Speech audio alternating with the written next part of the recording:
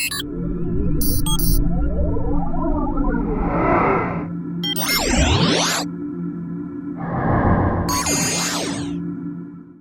know, what clips like that do though is it reminds you that there are, you know, separate categories to sound. There's all the production dialogue that David recorded on set. It's all the, you know, all our actors, and then Warren is in charge of the crew that creates all the sound for things that don't exist. And in our movie, there's no water, there are no ships, there are no torpedoes, so it's all invented. And then the third category of sound is the music.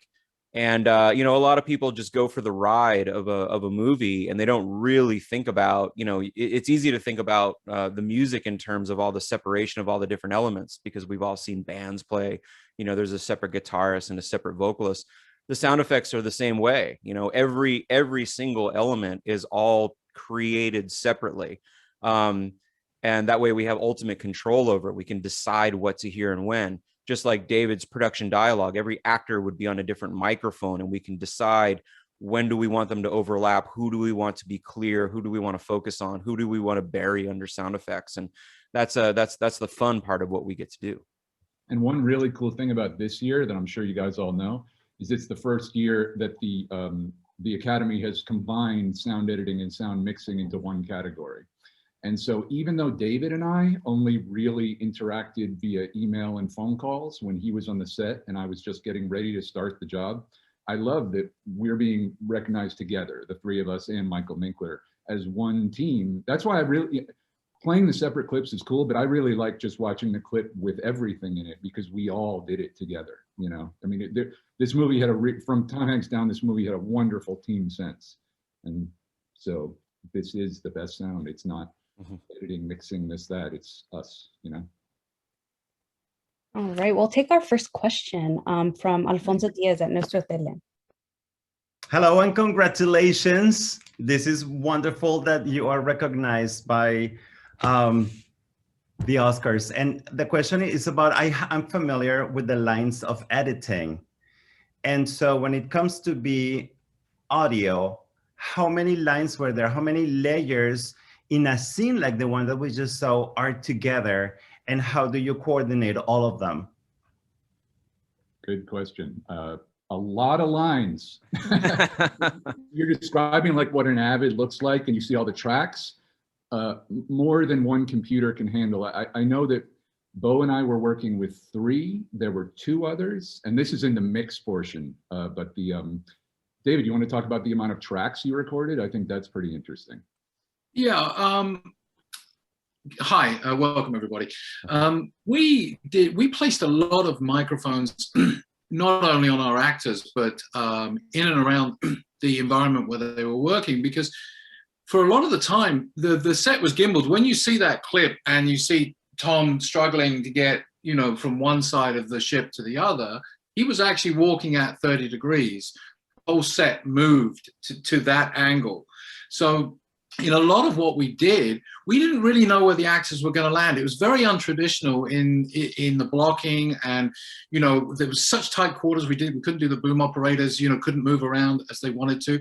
So we really sort of had to blanket the set with a bunch of microphones, and that coupled with the fact that we had all of those off-screen lines, all of those overlaps that were recreated in the edit actually happened in real time on the set while we were talking. Even if the actors weren't on the stage, they would be next to me. They'd have microphones that they would push to talk so they could throw their lines in, and all of that got recorded. So we were up to about anywhere between 16 to 25 tracks on a daily basis, just of production audio, to give the full complement of everything that was going on ship when they were at war, to give that immersive feel for the actors. And I'll hand it over to the post guys because they did an amazing job with the tracks that we recorded. Yeah, and then I mean, sound effects alone, it's thousands. I mean, I don't even know how we would count, because one wave crash could be 30 tracks. It might be 4 tracks. It just depends on. So it's actually really hard for us to even answer that question. Yeah, it is like looking at a complicated meal you would make and trying to remember every herb that you put into it. Right? I mean, like umpteen, and always changing and always developing throughout the many months that Bo and I worked on this project. So I don't know, can you swear on here? A shitload. Well, the reason why I was asking is because sometimes when I am doing that, and of course I'm never, ever been faced to something like that massive, the idea that I have is that at a certain point I stop identifying one sound from the other. Yeah. So when you handle that amount of layers, I imagine that it has to be very complicated to identify everything and to conceive that sound that is so complex until a point in which you are completely satisfied with it. Mm. You know, that's a, sorry, that one thing that'll lead you in, Bo, because I do, yes, because I think about this a lot when I look at this clip, and something that I hope we achieved, and Bo and I certainly tried to. When you're just starting on it, you make an enormous amount of sounds with an enormous amount of layers, because you just want to make sure that, you know, when you first start sound editing, you're looking at every detail, right? And so we make all that, and then we bring it to the stage, and then Bo starts going through it. And then it's about making sure that it isn't a wall of noise. And that was key to us in this movie, because it could have become a wall of noise and just like, you know. And so what Bo did expertly is go through and figure out what don't you need. And, you know, you can focus sound like you can focus picture. Like, what do we want to hear right now? And then other things go to the wayside. So, Bo, I was just introducing you. And yeah, that's very, very well said. And you really do look at it like that. You really look at every single moment, and a moment can be a half a second, a moment can be 4 seconds, and you just decide what's the priority here. And very much like if you, you know, if you look at your phone and you touch the part that you want to be in focus, we kind of do that with sound. We just decide right here, a ship groan is the tension moment. And on the very next shot, we need to hear the torpedo. So you don't want to hear the groaning anymore. And then maybe it's the drums and the music are going to fill in the low end. But then maybe when you cut to the bow crashing through the water, maybe the low end needs to be handed off there. And it really ends up being a moment by moment decision. And but if you start with every single sound, you know, and every single instrument and every single line of dialogue, you're right, to your point, you really won't be able to track what you're seeing and what you're supposed to feel. So we use the sound to kind of guide you emotionally through the movie. And what's key to that is then, because this is a movie about people, you know, this is a movie where we have to always be with the people, those 16 to 25 tracks that David mentioned, which for our kind of management purposes on a mix stage gets spread out to many more than that, those become a major part of the mix. And like, when do we focus on those? And you know, it's a weaving. And again, I was saying it's a weaving through all three of our crafts into one cohesive thing that hopefully an audience can track. Thank you. Our next question comes from Steven. Hey guys, question for David. You guys shot on an actual naval ship in Louisiana. I know how cramped those are. Talk about the challenges of setting up your sound mix. And then for the post guys, did you actually go to any of the actual real Navy ships and kind of record some sounds? Thank you for recognizing that. Yeah, we shot on the USS Kidd in Baton Rouge on the Mississippi River. It's a floating museum. Before I talk about anything, I have to say that the veterans that work on that ship are a superb group of people. Some of them even served on that ship, you know, during wartime, and they were instrumental in allowing us to understand the inner workings of the vessel, which was critically important for the authenticity. We then recreated the pilot house on stage on that gimbal that I had previously mentioned, and 3 other sets, which were the sonar and the command and control center, which is where they do all the radar plotting and they do all the ship plotting for combat action. It was exceptionally tight quarters, and we didn't make the set in any other special way. It was I think it was like maybe a 25% bigger, but then we filled it full of people and equipment, and then we put a roof on it, and then we sprayed water down on it and blew fans and created mist, and it was a harsh environment, whether you were indoors or outdoors. And the complexity and the tightness of the quarters, you know, it's a trade-off. Yes, you can't swing a boom in there, so you have to use these plant microphones. Sure, there's going to be a bunch of water and the actors are going to get wet, so you must take you know, every reasonable precaution to make sure that you get it, you know, because there's no point in having an equipment failure because of water. I mean, you knew there was going to be water. Why didn't you do something? But you know, it also provides you with the fact that everybody is in close quarters. So even if I have a plant mic that's like here, and my guy's here, and the next guy's over there, well, then there's still a good opportunity for us to capture that audio in a manner that is believable, and it has the correct acoustic environment. So, you know, it's a trade-off, and it was very, very difficult shooting in that. But, you know, learning about the USS Kidd and all the communication systems that we had to modify, which, you know, I can talk about if anybody's interested, you know, it was a real challenge. To the second part of your question, I spent about 3 weeks after the shoot ended, I spent one day on the Kidd, on that ship.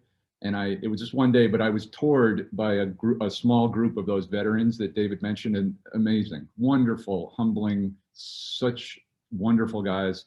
And there wasn't anything to record on that ship, but I took umpteen pictures of, I mean, the guns on the ship are not active, but I took all kinds of pictures and basically created the beginning of what would be a research project for myself about what I had to learn, all the inner workings of. Thanks, guys. Our next question comes from Benjamin. I believe this question is for David Wyman. I'm curious about, you had to paint hundreds of feet of cable and mics so it blended in with the ship. And when you're going through this movie moment by moment and scene by scene over and over, working on the sound mix, do you look out for those things? And have you had anybody else who's watched the film that has shouted them out? That is a great question. Yeah, we had to put microphones in plain sight because that was really born out of the communications that I had to remake. The director wanted real-time communications between the actors, between sets, on screen, off screen. You know, when you see in the movie when Tom Hanks picks up a phone, it is connected to another phone on another set. We shot 2 sets simultaneously at one point early on in the film between Stephen Graham and Tom Hanks. So we had 2 camera crews working and 1 sound crew. And the real-time conversations that you hear that look like they're part of the edit were actually taking place in real time. So the microphones that we painted and the cables that we painted, I don't look for them so much. I know where they are. It's not really an Easter egg thing. It's more of being the production sound mixer. I don't have the luxury to go back and redo something or rework it. My art is to get a mix instantaneously as the scene is being created. You know, I refer to these wonderful post people about, you know, being able to rework the scenes and go over and over and over until it's absolutely right. I have one chance to get it right, and if I don't, you know, and hopefully I got it right more than I got it wrong, because the editors did an amazing job. So they must have had a decent mixed track from the day's work to work with. But I'm not looking for those mics. I know where they are, but you'll never find them. Good luck. Thank you for answering, and congratulations on the nomination. Thanks, man. Our next question comes from Lou. How you doing? Hey. Well, first, congratulations. 2 questions here, David. Could you talk to us about the process of modifying the equipment so that it worked for the film? And also in post, what was the most difficult thing with matching the sounds? Was there certain sounds that were difficult to get? And did you have to recreate those sounds? Okay, well, I'll answer the first part of the question. The director's vision was for absolute authenticity. So every piece of equipment that was brought onto our stage was sourced from a 1940s ship. Most of it old World War II surplus. We had props that the actors had to use. I'll describe one for brevity. The talkers, the guys with the big, you know, Darth Vader helmets on and the headphones and the mouthpiece. Well, those are those are essential personnel on the ship, because their job is to receive and communicate orders to the various different branches of the ship that needs to take action based upon what the captain has said. So they needed to hear what was happening on set through the headphones, and these headphones don't work. And then they need to relay these communications through a mouthpiece that doesn't work into a system where it can be broadcast either over a speaker or into another talker's headset so that he can repeat it. In that clip we watched, you'll see the sonar guy clicks his microphone, sends the information up to the talker, who starts talking immediately upon receiving the information and actually overlapping him. And that was something that Aaron, our director, wanted. So I had to modify all of this equipment so that I had to put new headphone drivers in the headphones, but I couldn't alter the look because it had to be period. I had to put microphones in the talker mouthpiece so that I could record the dialogue, and also we could transmit that dialogue. So each time these guys got ready to go to set, they'd get dressed in their battle dress, and then they would come to me, and I'd literally be the last step. We'd put the headphones on, they'd wear a receiver so that they could get the production dialogue in their ears so they'd know where their place was in the scene. They'd wear a transmitter for the microphone that was in their mouthpiece, and then we stick their helmet on, slap them on the back and say, go do it. I'll take the second part quickly. And since it was in that clip we just watched, I would say if I had to pick one thing, the trickiest thing to recreate was the sound of the torpedoes. That's I watched immense amounts of World War II film clips when I was researching how things sound, and you can track all the guns, you can do planes, you know, water sounds like we wanted to sound, but the torpedoes needed to be very specific, and there aren't really good recordings of what those torpedoes sounded like, obviously, that were recorded in the 40s. So that was a big collaboration with the VFX department, because as you guys know, every single shot in this movie is a VFX shot. It's like an animated movie, you know, the everything is made up. So as the VFX department was creating the look of the torpedo, they would send us drafts and we would work on the sound. And we all knew what the kind of torpedo it was based on, the motor, et cetera. But finding the sound of it took a lot of playing around, a lot of work back and forth, and yeah, there were a lot of go backs on that one, and though the movie is all about authenticity, and that was paramount to all of us, we also needed the torpedo to sound badass. So it was kind of finding that line between, you know, what was really jamming and what is authentic to the look.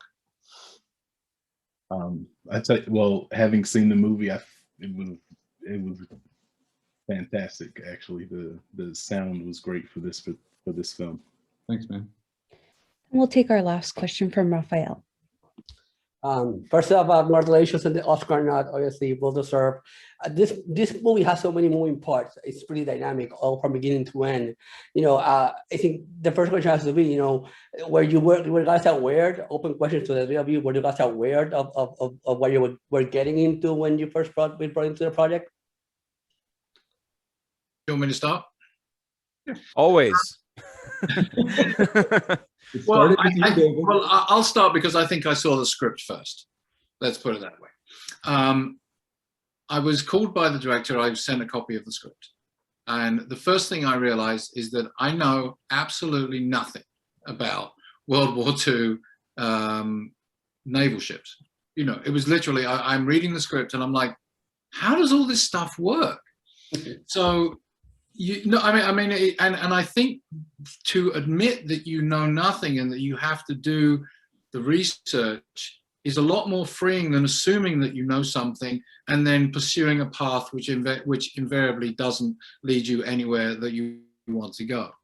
So again, I'll harken back. I spent 3 or 4 days on that ship, the USS Kidd, understanding how does this work? What happens to an order? What happens to the crew? What are their expected duties? And in that, started to formulate a picture of how am I going to make a communication system out of ratty old equipment that doesn't work? How am I going to record all of the dialogue that needs to occur for the reality of a ship at war that is under attack or that is attacking the U-boat. And that was a fantastic journey, and it was eye-opening, and it was very difficult, and it presented a lot of challenges. But to your question, you know, I didn't really know what I was getting into, but once I was knee deep in it, you know, it was really, really rewarding. I would just jump on that last sentence that David said. We didn't know either, and once we were in it, really rewarding. There was a period, we finished work on this movie about a year ago, and there was a period right then when I could have taught a class on World War II naval history. A year later, not so much, but there was a period right then when I had retained it and I knew a whole heck of a lot about, and that's a very cool thing about this job. You know, you get to, who knew? I didn't know 2 years ago that I was going to know about World War II naval history. So it was educational and it's fascinating. Hey there, freaks and geeks. If you like this content and would like to view more like it, please visit us on all of our social platforms, Instagram, Facebook, and Twitter. You can also visit us on our YouTube page, /UpYourGeek, and you can visit upyourgeek.com, where you can experience a new standard in geek pop culture and entertainment media, because no matter what fandom you're passionate about, we have it waiting here for you. Ready, set, up your geek.